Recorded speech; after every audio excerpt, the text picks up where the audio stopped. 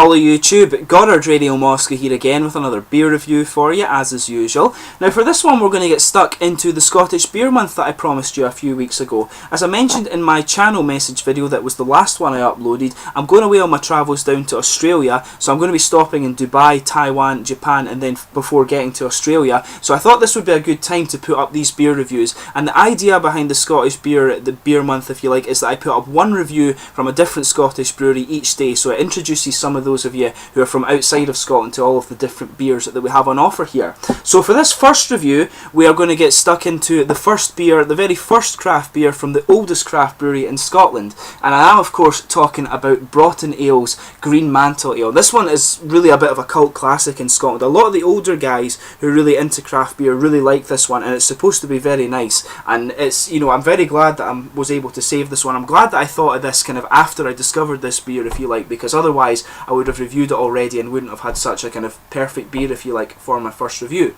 So as is usual then with my beer reviews, I'll take you through a brief history of the brewery, quite an interesting one because it's Scotland's oldest craft brewery. If you don't want to stick with me for that, just fast forward a few minutes into the video and you will get straight there. The brewery website's in the video description for you below, along with the link to my other Broughton Ales reviews, and they sent me a lot of their beer, so there will be quite a few of those there for you to check out.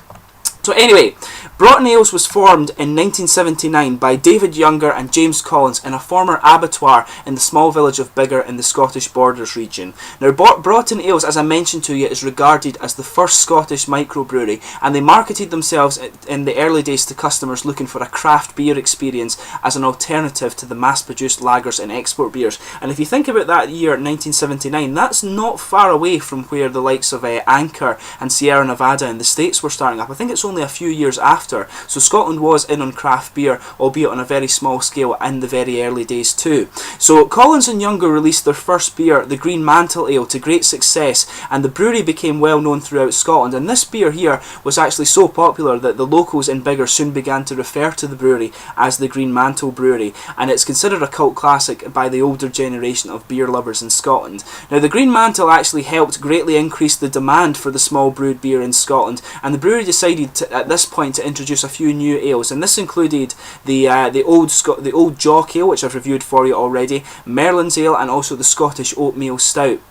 And each of these beers were actually named after a kind of very well-known character from the Scottish Borders region. A lot of these beers are named after fictional characters or very historical characters, so very, very cool, and that's the trademark of the Broughton Ales brewery. So in 1995 the brewery underwent a change in ownership, and it was taken over by Gillis Litchfield, who introduced the beers with character moniker for a series of 10 bottled ales, and his main objective for the brewery was to increase the exports, and this began in 1996, and the brewery has been growing ever since under his leadership. So today they export to Italy, France, Sweden, Norway, Finland, Canada, the USA, and also to Japan as well. And I'm surprised that they don't export to Australia and New Zealand yet, but if that's wrong information, those of you who are from there, please let me know. But they in total produce a total of 8 bottled beers, 10 permanent cask ales, and over 15 different seasonal beers. But they do have a core range, and I'll just list those for you. There's the Merlin's Ale, which is a bitter, Black Douglas, which is a strong bitter, Border Gold, which is a golden ale,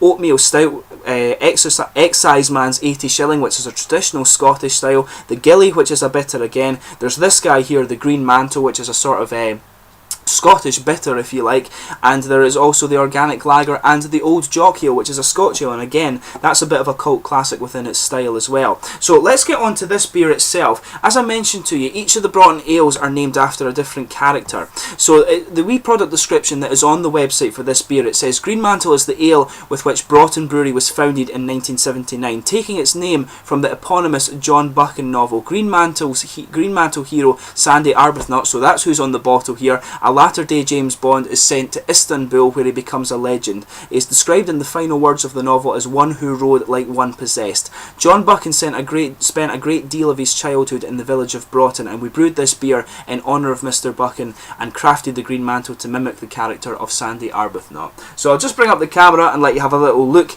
at the artwork on this one here. You can see Sandy Arbuthnot. I'm not sure if he's meant to be red-headed or blonde. You can't really tell all that well. It looks red in the camera, but you can see Sandy Arbuthnot on the bottle there. This is the kind of typical artwork that you get from Broughton. There's a little bit of kind of glasswork in there, hop flowers. I'm not sure how well you can see that on the bottle there. You can just see the kind of texture of the hop flower there. But this guy is a 3.9% Scottish bitter, meant to be a very, very nice beer. So without further ado, we'll get it out and into the glass. The hop and malt profile on this one, incidentally, I've taken it down for you.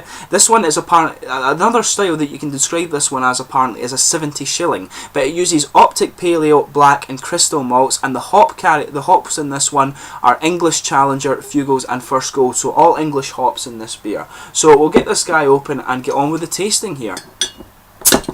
Plain bottle cap on this one, as is the case with all the Broughton Ales, but let's get this guy out and we'll get on with the tasting here. And a big thank you to the Broughton Ales Brewery for sending me all their beers to review again. I was really pleased that they did that, and it's cool to kind of see that my channel was getting self-sustaining. So we'll get this guy out. I'll leave a little bit now so we can kind of swirl it up and get a good look at the aroma. But as you can see, it's poured a really nice kind of clear coppery red colour. I'll just bring up the light and let you get a proper idea of that.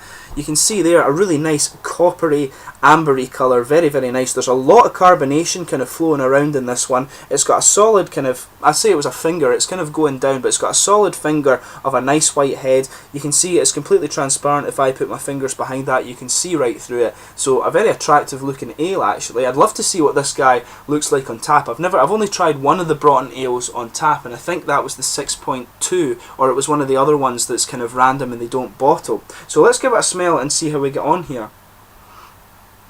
So it's got a lot of bready and kind of caramel character to it.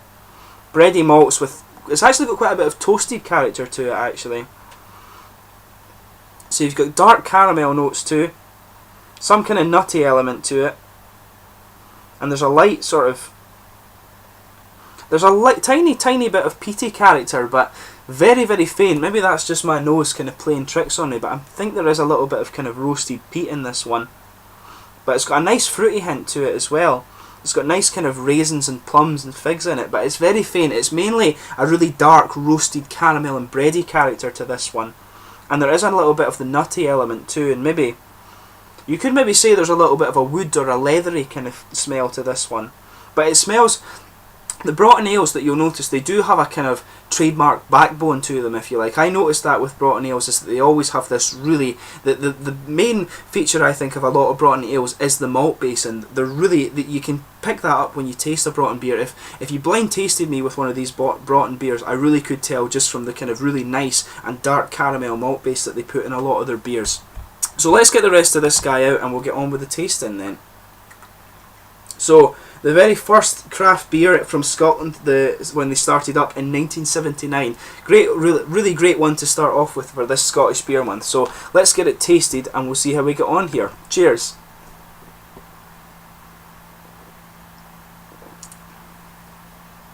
Yeah, it mimics the aroma quite well on first taste. When you first take it in, there's a lot of nice caramel and toffee flavours to this one. This one is a little bit more bready than the other ones in the range. So when I've said all this thing about a nice strong caramel note, this one kind of goes against that. It's a little bit more bready than the other ones.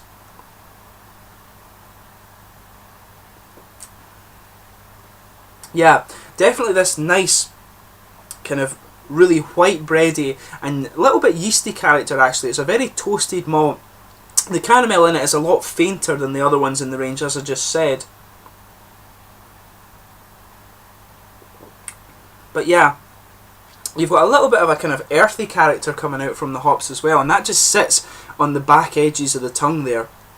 But it's mainly a nice blanket of kind of bready and yeasty character on the top of the tongue that you get from this guy. Yeah, it does have maybe a tiny little bit of a really small peaty character to it, very, very small though, and the caramel is just kind of lingering around there. It almost gives the impression of biscuity malt, but it's definitely more bready and roasted with just a little bit of caramel, but as I say, very subtle, and it does give the impression of biscuity malt a little bit.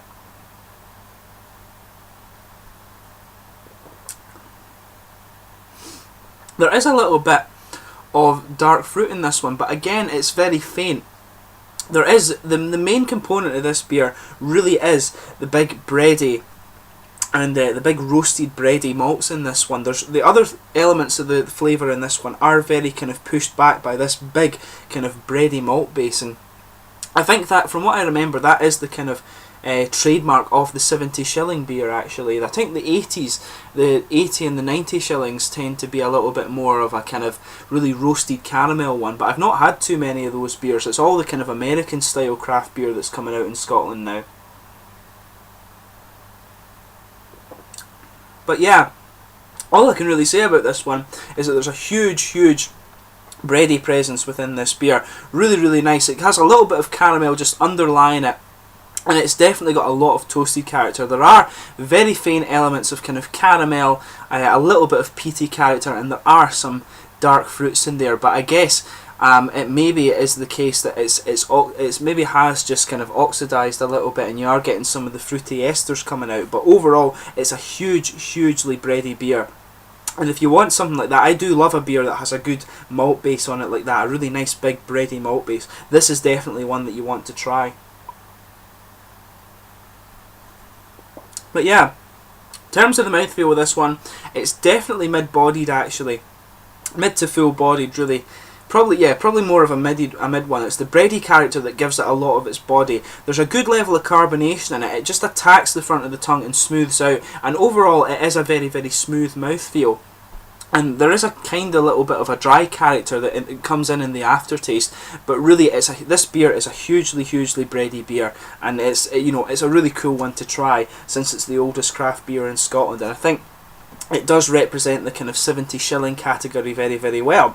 So anyway, I hope you've enjoyed this beer review. It's been really cool to review the sort of cult classic of Scottish craft beer, and I'm going to go away and share this with my dad and let him have a taste of it, since I don't know if he's I think he's a big fan of this one, and I'm not sure if he's had it in quite a long time, so I'm sure he'll be quite glad to have a wee taste of this one. But I hope you've enjoyed this first review in my Scottish Beer Month. As I said to you, there will be a new Scottish beer being reviewed every day over the next, I think I've got 34 or 35 beers to review for you. So over the next 34 or 35 days, you can be rest assured that there will be a new Scottish beer to review in the next day coming. I'm sorry, I'm stuttering a little bit, but I'll catch you soon with another review. I hope you've enjoyed this one. Please like, subscribe, share, all the usual YouTube stuff, and I will catch you soon with those Scottish beer reviews. Cheers.